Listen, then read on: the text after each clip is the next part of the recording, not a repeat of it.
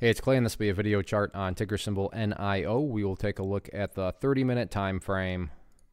Real quick, what do I mean by 30-minute in case maybe you're new to charts? Instead of each one of these candlesticks here representing 1 day's worth of price action, which is what you would normally see, each one represents 30 minutes. So while this here may look like several days worth of time, it's actually today's price action broken down into 30-minute time slices.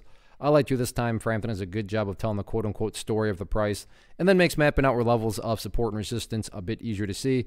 Did this analysis on Monday, so that is where the green line here is coming from. And at this point in time, I'm going to just go ahead and adjust this level up. Sure, that level down there at 560 still pertains to the chart. It's just not totally relevant right now. And from a presentation point of view, I don't want to risk causing confusion because there's lines and clutter everywhere. So let's try to keep this as clean as possible. Well, the newest areas of support would be right up here at the $5.85 mark. Price did a good job of getting up above there today, and then a couple times both there, and then mid-afternoon the price got right around the general area, and the bulls did a good job of holding strong. So going forward, right around 585 is going to be that ideal level.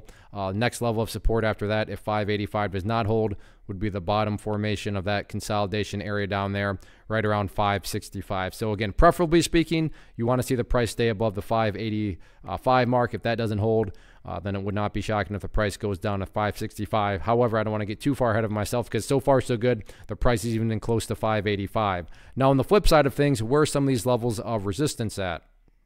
Initial area of resistance going into Wednesday going to be right up here at the 605-ish mark, and if that makes pretty good sense when you consider the rules of charts, if you will, and the rules state that when levels of support are broken, so that was a previous area of support a few days ago, are broken, they tend to act as resistance, and you can see that is exactly what happened here. Don't get me wrong, I'm not saying the price can't get above that six-ish area. I'm just saying it makes sense why the price did struggle around that area, and the price is going to need to bring its A game if it's not going to be able to not only fight above that level, but also be able to stay up above it. However, at the end of the day, any way you look at it, what really matters going forward is just the price continuing to act in this way, quote unquote, this way being defined as building these higher bases. As long as the price can continue to build these higher bases, then given enough time, everything else will take care of itself, including breaking levels of resistance. So focus on building and chipping away at those higher lows and sit back and let this bounce continue to build upon itself.